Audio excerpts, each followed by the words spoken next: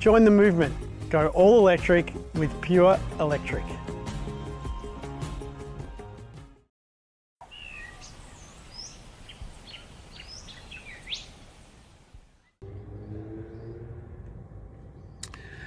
Hi, my name's David, and this is Bohemian House for Sustainable House Day. And I'd like to acknowledge the Ghana people as the owners of the land and pay my respects to elders past, present and emerging. We bought this house back in 74. It was built from March to October in 74. It's a John S. Chapel house built by Turner Wood. And we bought this piece of land, which is half an acre, 2,000 square metres, runs north-south, backs onto a creek. Because for all those reasons, we just loved it.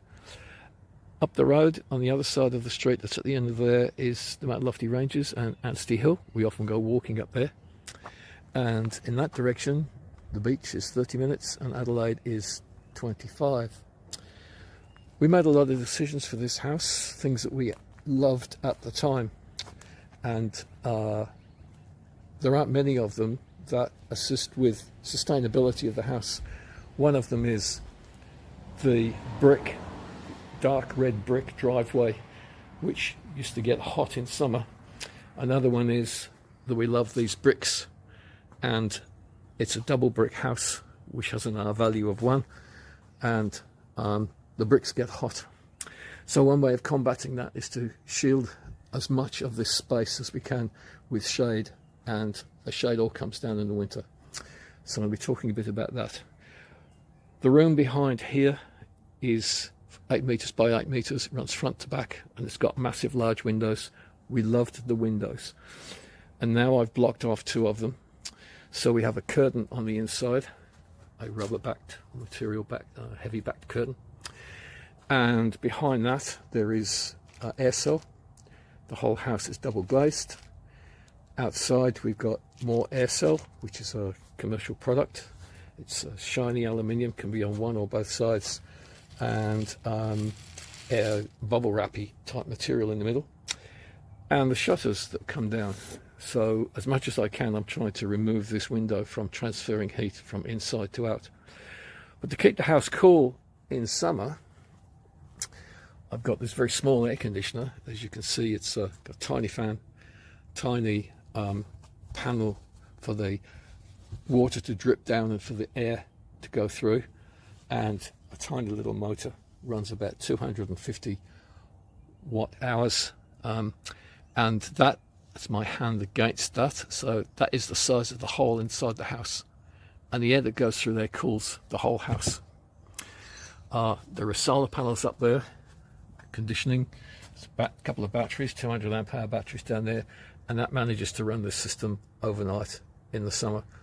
And we've only had it on for about 14 days this year, and the reverse cycle air conditioner we've had on about 12 times, which is a record. It's been a very hot summer. It's been a hot start to the autumn, and so we've had to do that. But likewise at night time, we've had extra covers on the beds at night time for about the same number of days when it's not been super hot. So keeping the house cool has worked.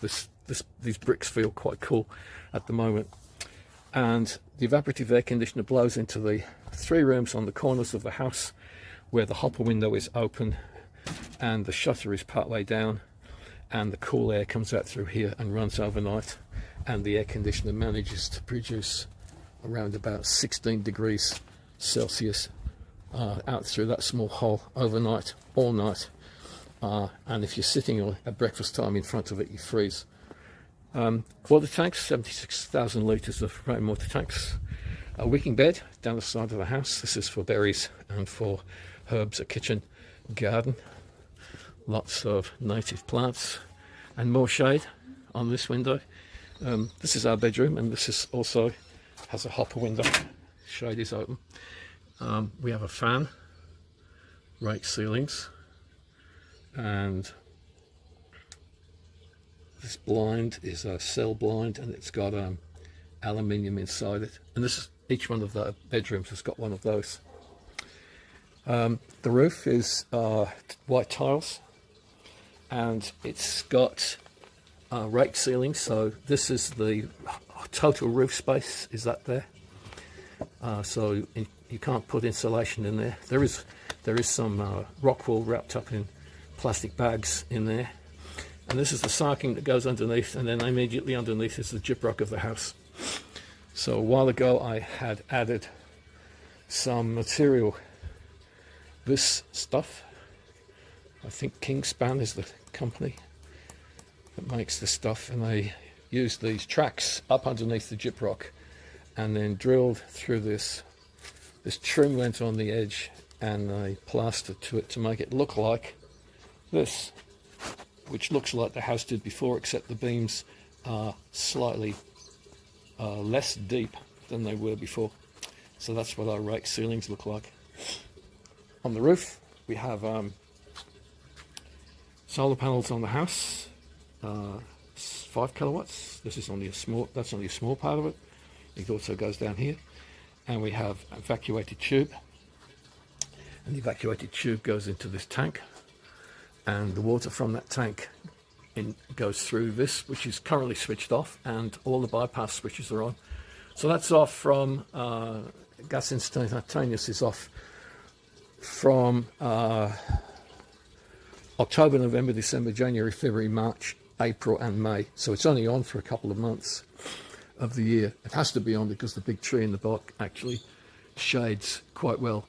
More insulation underneath this pergola, which reduces the temperature in there also, which keeps the ground cooler, which means that air blowing at night time around the house is able to blow in through the windows and cool the house. Like last night, for example, we had all the doors and windows open and we cooled the house quite nicely. It's going to be 31 today, and we'll do the same again tonight. We won't need any air conditioning whatsoever.